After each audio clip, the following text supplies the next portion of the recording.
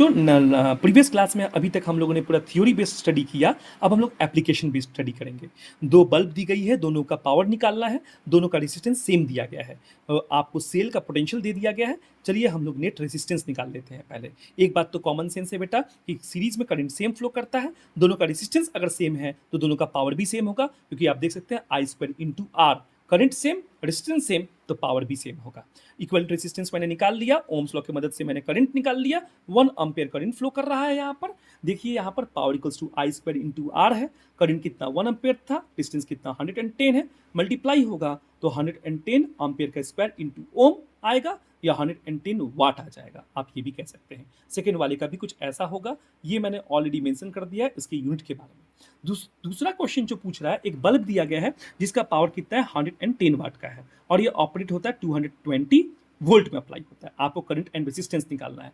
थोड़ा सा एक बात मैं आपको बता दूं, एक बल्ब का, इस बल्ब का ये जो पावर दिया गया है ना, ये मैक्सिमम पावर है। आप याद रखिएगा, मैक्सिमम पावर है और ये वोल्टेज भी मैक्सिमम है। इस ठीक है। अब हमको ये जानना है कि ये जो पावर है 110 वाट, 1100 वाट का जो दिया गया है, ये आप वैल्यू पुट कीजिए, रेजिस्टेंस की वैल्यू पुट कीजिए, करंट निकालिए। करंट आपका 5 एम्पियर आएगा। बच्चा पार्टी 5 एम्पियर का मतलब होता है 5 एम्पियर से ज़्यादा अगर ये बल्ब से अगर 5 एम्पियर से ज़्यादा करंट पास करेगा तो बल्ब फ्यूज हो जाएगा। तो मैक्सिमम करंट जो है ये बल्ब टॉलरेट कर सकता है 5 एम्पियर, याद रखिएगा।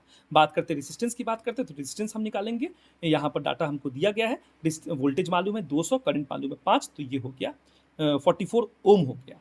तो ये जो बल्ब है ये मैक्सिमम रेजिस्टेंस 44 ओम का पैदा कर सकता है। ये मैक्सिमम नहीं, मिनिमम भी आप कह सकते हैं। याद रखिएगा बेटा, एक बल्ब में अगर आपने टंगस्टन का लगा दिया रेजिस्टर, तो एक बार आपने लगा दिया, आप वोल्टेज, आप पावर चेंज करें, सॉरी आप वोल्टेज चेंज करें तो रेजिस्टेंस चेंज नहीं होगा। रेजिस्टेंस चेंज नहीं होगा, एक बार आपने रेजिस्टर फिक्स लगा दिया, आप वोल्टेज को चेंज कीजिए, आपका रेजिस्टेंस चेंज नहीं होने वाला। ठीक, आप पावर को चेंज कीजिए, फिर भी आपका रेजिस्टेंस चेंज नहीं होने वाला। ये बात याद रखिएगा। तो रेजिस्टेंस इंडिपेंडेंट है on changing voltage and power. ठीक है, तो याद रखिएगा। तीसरा क्वेश्चन जो यहाँ पर है, एक टीवी दिया गया है जिसका पावर कितना है 40 वाट का। आपको जनरली मालूम होना चाहिए, हर टाइप के टीवीज का लिख दिया मैं, हर टाइप के टीवी का जो कितना कितना वाट होता है ये लिख दिया। लेटेस्ट और मॉडर्न टीवी जो होते हैं एलईडी एलसीडी, जिसके पावर इस ये रेंज में चलते हैं। तो हालांकि जो भी हो, ये पावर दिया गया 2 घंटे के लिए चलेगा, 30 दिन के लिए। इलेक्ट्रिकल एनर्जी निकालना है। इलेक्ट्रिकल एनर्जी का फॉर्मूला होता है पावर इंटू टाइम। पावर को हम लोग किलोवाट में कन्वर्ट करेंगे, 1000 से डिवाइड करेंगे। 2 आवर 1 दिन के लिए निकल गया, 30 से मल्टीप्लाई करेंगे तो 30 दिन के लिए निकल जाएगा। तो ये हो गया 2.4 यूनिट कंज्यूम करता है, इतना एनर्जी होता है।